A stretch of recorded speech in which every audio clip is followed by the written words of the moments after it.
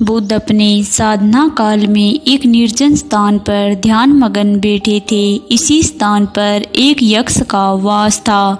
यह बात बुद्ध को ज्ञात नहीं थी। वे तो वहां पहुँचे और शांत वातावरण देखकर ध्यान मगन हो गए। उस समय यक्ष वहां पर नहीं था। रात होने पर जब वह आया तो उस स्थान पर एक अनजान व्यक्ति को देखकर आग बबूला हो गया। बड़े जोर से वह दहाड़ा, किंतु बुद्ध का ध्यान भंग नहीं हुआ। यक्ष ने उन्हें हाथी का रूप धारण कर डराना चाहा, किंतु बुद्ध यथावत ध्यान मगन बैठे रहे। उसने बुद्ध को डराने के लिए क्रमशः शेर, चीता, बाघ आदि का रूप धारण किया, किंतु बुद्ध अविचलित ही बने रहे। अंत में उसने भयंकर विषधर का रूप धारण कर उनके पैर के अंगूठे को डस लिया, किंतु बुद्ध पर उसके विष का भी कोई असर नहीं हुआ।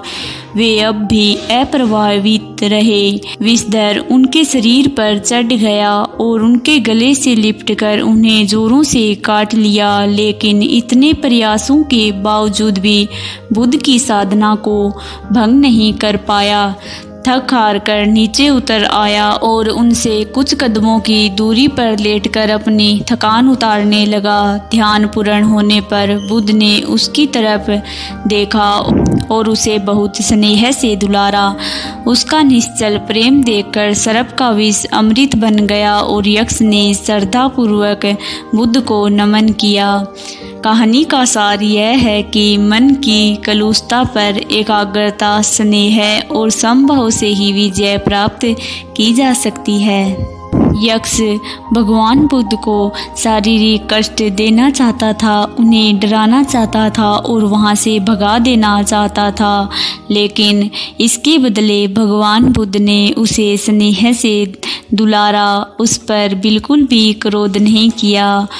भगवान बुद्ध के इस निश्चल प्रेम को देखकर वो यक्ष भी अपनी दुष्टता भूल गया और उस विषधारी का विष भी अमृत में बदल गया। इसी तरह अगर कोई हमें फालतू में भी परेशान करे, हमारा ध्यान भंग करना चाहे, हमारा ध्यान हमारे लक्ष्य से हटाना चाहे, तब भी हमें भगवान बुद्ध के बातों को याद रखते हुए उनकी तरफ अपना ध्यान नहीं लगाना चाहिए। अपना समय उन फालतू बातों और फालतू लोगों के लिए खराब नहीं करना चाहिए। अपने लक्ष्य पर पूर्ण ध्यान लगाए रखने से हम अपने लक्ष्य को प्राप्त कर सकेंगे और हमारे शत्रु भी हमारे मित्र के समान व्यवहार करेंगे, क्योंकि जो इंसान अपने लक्ष्य के प्रति अडिग रहता है, पूर्णतः उस पर अपना ध्यान रखता है, उसे कोई भी पराजित नहीं कर सकता। कोई डर, भय, दानव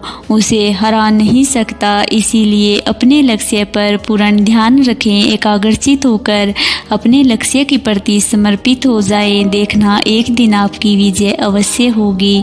बुद्धाय शरणम गच्छामि। फ्रेंड्स, अगर भगवान गौतम बुद्ध जी के जीवन से जुड़ी हुई आज की कहानी आपको पसंद आई है तो हमारे चैनल को सब्सक्राइब कर लीजिए और बेल आइकन को प्रेस कर दीजिए।